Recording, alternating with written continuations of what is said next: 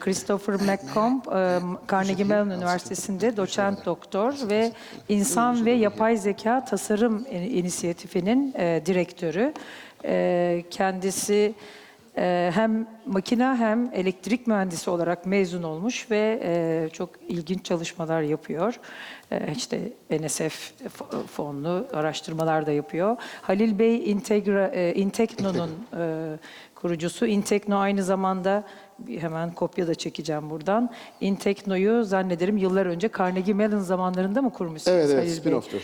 Bir teknoloji ve bilgi yani kısaltması öyle şirketi olarak kurmuşlar.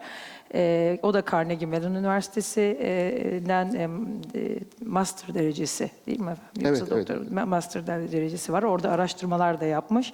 Şu anda INTEKNO firması da hem galiba bildiğim kadarıyla atık temizleme hem ben bir genel art germe üzerine çalışmaları olan bir firma. Evet. Frank Götz Bey de o da blonlarla ilgili durable bolt corrections yani blonlarla ilgili çalışmaları olan bir uzman. Dolayısıyla evet, pardon şey yapamadım hemen. Evet, Nordlock firmasından birçok komisyonda da görev alıyor. İşte sertifikalı işte birleşim elemanı, kalite yönetimi sertifikaları var. Teknik komitelerde özellikle birleşim noktalarıyla ilgili Avrupa Birliği'ndeki birçok teknik komitede de görev yapıyor. Yes, I think we're going to start. Hocam bir ricada bulunacağım. Halil Bey'le Şimdi başlayacağım. artık kural dışı olmak zorundayız belki de. Çünkü 1,5 saatten fazla zamanı aştık. Müsaade ederseniz ben hani bu memleketin evladı olarak birkaç söz söyleyeyim. Ve ben konuşmamı çok kısa keseceğim. Çünkü yabancı misafirlerimize o zamanı vermek istiyorum. I'm going to just jump in because we have two wonderful guests. Visiting us from the United States and also from Germany, right? Okay, so I'm going to cut my talk really short. I want to give them my part of the time, okay? Şimdi şöyle, biraz kural dışına çıktık. Öncelikle burada bulunan herkese çok teşekkür ediyorum. Teşekkür ediyorum. I want to thank everyone who actually have the resilience, you know, to stay here until this time. So thank you very much. Hocam eğer müsaade ederseniz... Buyurunuz. Ben fazla mühendislikten konuşmayacağım, teknik konuşmayacağım. Ben hepsinin karışımından konuşacağım. Yani insanlıktan konuşacağım ve yapay zekadan konuşacağım. I'll translate to both of you guys everything I will be saying. All right? Okay. Müsaade ederseniz Mevlana ile başlayabilir miyiz? Buyurunuz. Tabii. Şimdi bilirler dostlarım beni. Dünyanın neresinde olursam olayım, başka bir dilde bile konuşsam, konuşmama anacığımın kucağında öğrendiğim ana dilimde başlarım. Çünkü kendimi en iyi hissettiğim, duygularımı en iyi yansıttığım dil bu dil. Yönümü buluyorum. Ondan sonra diğer dile geçerim. Şimdi karşıda da bir gizli kahramanlar görüyorum orada. Bakın en arkada teknik ekip. Murat kardeşim var teknik stand'de.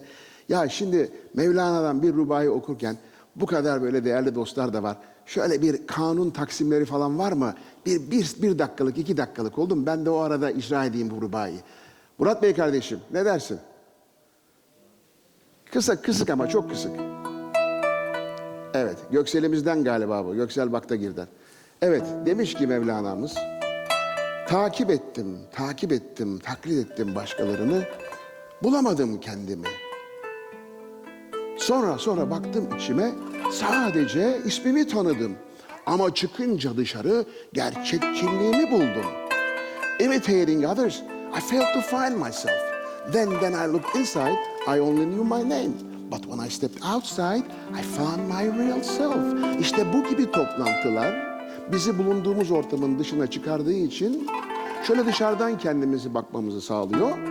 Ve biz de bu sayede kendimizi buluyoruz. Dolayısıyla başkanımız Yener Bey olmak üzere tüm oradan Melih kardeşim de bakıyor, tüm dostlar bakıyor, tüm yönetim kuruluna ve emeği geçen herkese, tüm konuşmacılara gönülden teşekkür ediyorum.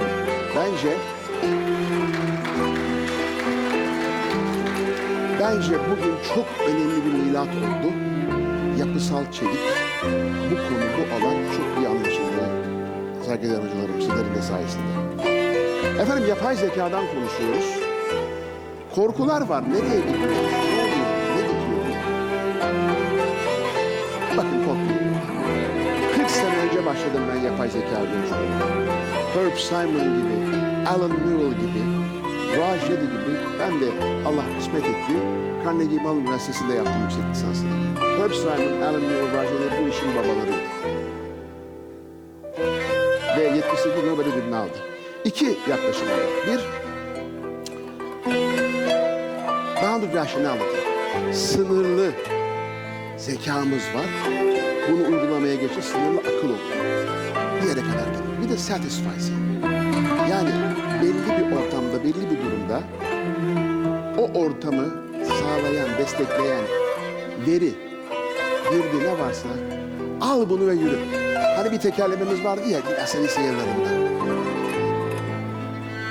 5'ten şaşma, 4'e yanaşma, 6'yı aşma diye. Yeteri kadar olduğunda al. Soruyorlar yapay zeka yerimi alacak mı? İnsanın yerini alacak mı? Alamayacak. Çünkü yapay zeka insanca ve insan içindir. İnsanca ve insan içindir. Ama yapay zekayı kullanmamız gerekiyor. Kullanabildiğimiz kadar kullanmamız gerekiyor. Ha, kim yerini alacak senin? Yapay zekayı senden daha iyi kullanan yerini alacak ya da alabilir. Dolayısıyla bu bir enstrüman gibi. Bakın ne güzel arkadan müzik geliyor. Rahatladık değil mi? Bu müziği ne kadar çok dinlersek kulaklarımız, gönlümüz, ruhumuz o kadar alışır. Bir enstrümanı ne kadar çok kullanıp çalarsak o kadar o konuda uzman oluruz. Yapay zekayı da ne kadar çok kullanırsak o şekilde uzman olacağız. Efendim, dolayısıyla ortak yaşam zekasına doğru gidiyoruz. Ortak yaşam zekasından bahsedeceğiz. Ben sözlerimi burada noktalamak istiyorum.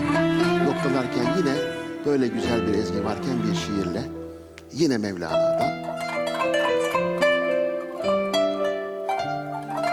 Bilemezsin sana verecek bir armağanı ne çok aradığını. Hiçbir şey içime sinmedi. Altın madenine altın Müslümanın ne anlamı var? Ya da okyanusa bir içimlik su. Düşündüğün her şey doğuya baharat götürmek gibiydi. Kalbimi ve ruhumu da vermenin bir yararı yok. Çünkü sen zaten bunlara sahipsin. O yüzden sana bir ayna getir. Kendine bak, beni hatırla. İşte efendim, bu toplantı, bugün bu yapısal günü bir ayna gibi olsun. Birbirimizi hatırlayalım. Yapısal çeliğin önemini hatırlayalım. Ve insanı koruyalım. Deprem olacak. Hocalarımız söylediler. Olduğunda insanlar ayakta kalsın. İnsanlar sağ kalsın. İnsanlar huzurlu olsun, mutlu olsun. Yakınlarını kaybetmesinler. Ve bu ülkeye hep beraber ve bu dünyaya sahip olalım. Teşekkür ederim efendim. Sağ olun.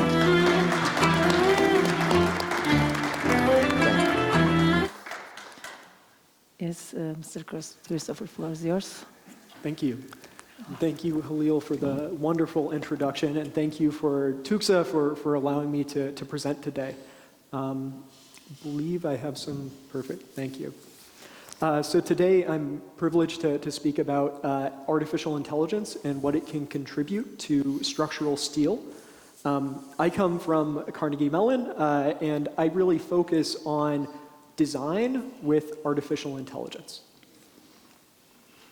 So we all know that AI is large and expanding. So predictions from 2023 indicate that by 2030, the total economic impact worldwide would be at least $10 trillion. If we dig into that a little bit further and start to look at where that impact might come from, we see that a lot of the impact is actually going to come from labor productivity. Boosts in labor productivity that lead to these trillions of dollars of economic activity. However, when we look at how that's distributed across the world, most of it is concentrated in China and in North America.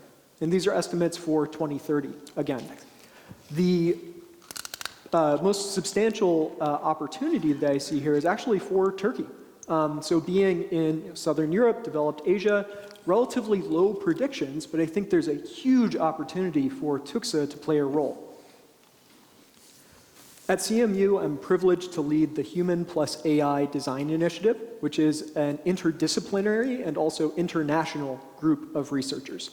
So we are led through the College of Engineering. We also collaborate with the School of Business and with our Human-Computer Interaction Institute. And we have colleagues located in both North America and our campuses in Africa and Portugal. Our work really involves creating AI agents, testing those agents with people, and then iterating to refine these agents, to refine AI to make it more effective, to make it more human, to make it a better servant in the service of humanity. Today, I'm going to share barriers to the adoption of AI, some opportunities for the adoption of AI in construction, and then a few trade-offs that you might want to keep in mind as you're considering AI. First, I want to share the AI hierarchy of needs. We always need to start at the base of this pyramid, even if we want to get to the top.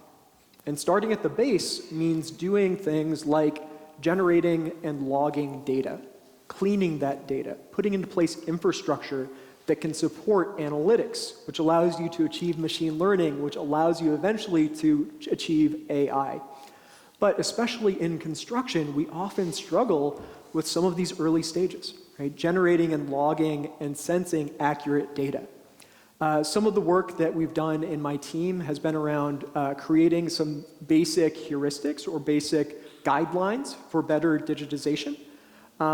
Something that we see as extremely important is data evaluation. So as you collect this data, it's important to evaluate and try to assign truly economic value to this data, both its present value and its potential future value.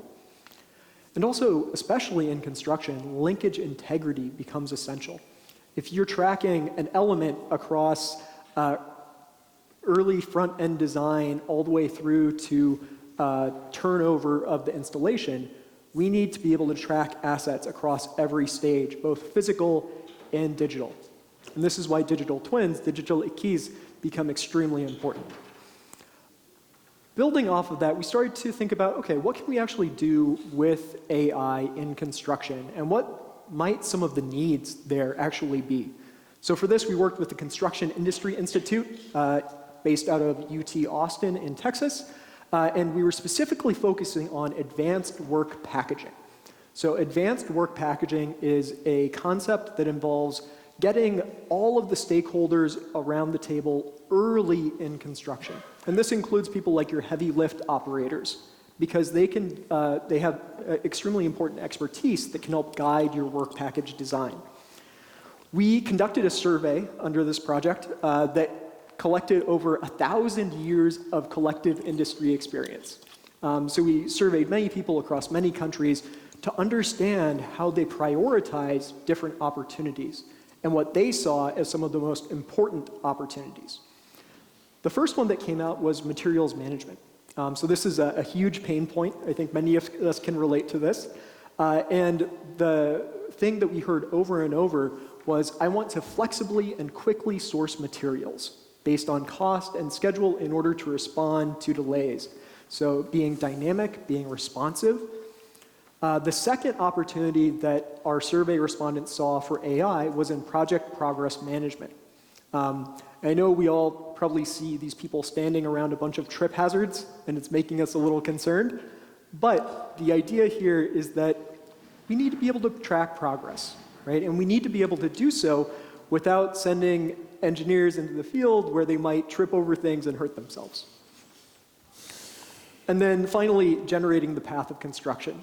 This is an area where I think AI can play a huge role, but also augmented reality and virtual reality as well for generating and visualizing the path of construction. However, as we begin to deliver on many of these AI opportunities, we need to start to think about where people come into the picture. Whenever we design tools, whenever we design computational approaches, they need to be designed to work with people. If there isn't a person in the system, You need to take a step back and look for the people. They're always there.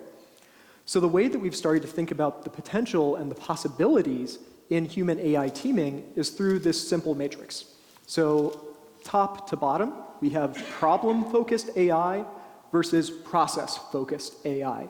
Problem-focused AI is AI that's going to provide you with a solution. Here's a design of a bolted connection that you can use.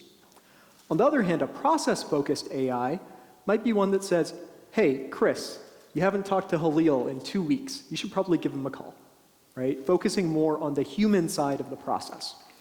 We also have reactive and proactive AI. Reactive being an AI that you hit a button and it returns a response, whereas a proactive AI might say, hey, you should actually think about doing this without being prompted to do so. I want to start off by showing an example in this AI as tool category.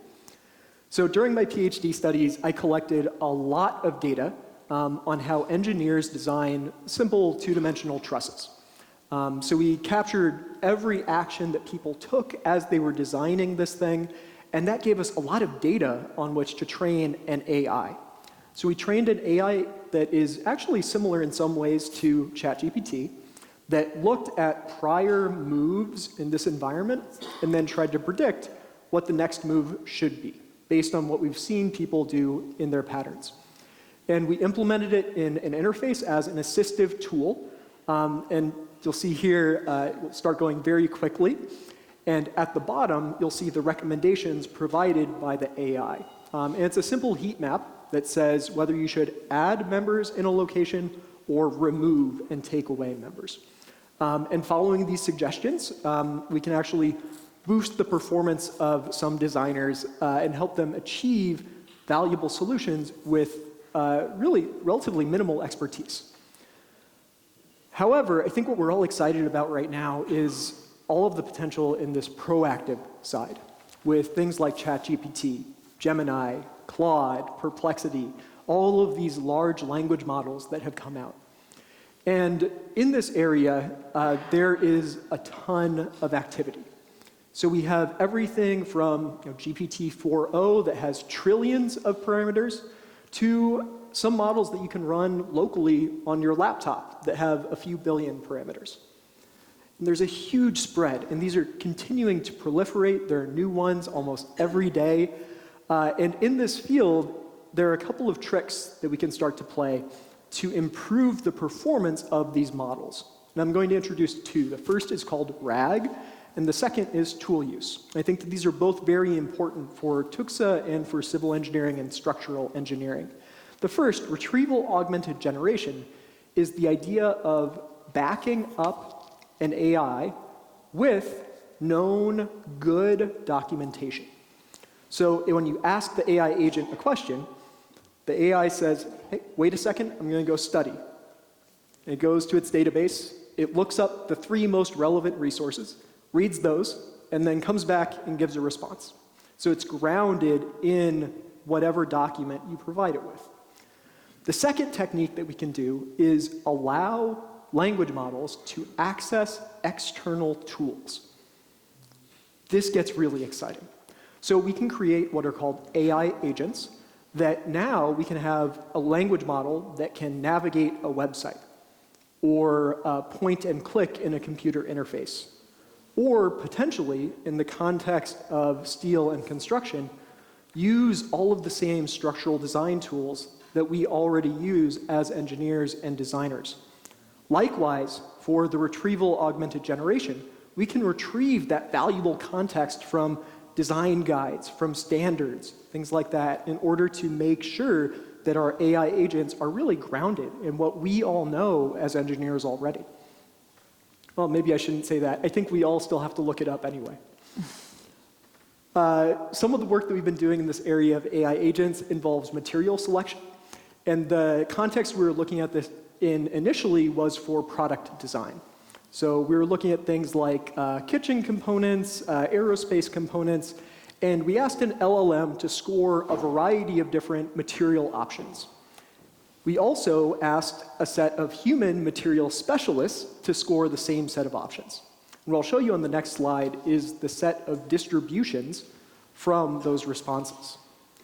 And what we end up seeing is we have the human responses in red, or survey responses. Everything else is a language model. There is very little alignment here. The language models almost always give us a very different looking distribution. So this is why we need more grounding. We need more context to enable these AI models to truly perform well and deliver the value that we're looking for in a collaborative partner. So how we're extending this work is looking specifically at material selection in architecture and construction, where material takes on a broader term. And we're starting by conducting a set of focus groups with expert architects. What we're in the process of doing right now is codifying that expert process input. And once we finish codifying that process, we're going to encode that into a tool using AI agent that's able to search and recommend materials, hopefully just about as well as a human designer. So with that, today I was really happy to share with you some barriers, opportunities, and trade-offs between AI tools and AI agents. And the message that I want to leave everyone with is that the promise of AI is huge. But what's going to make AI happen is people. People like you and me. AI doesn't make itself. We make AI.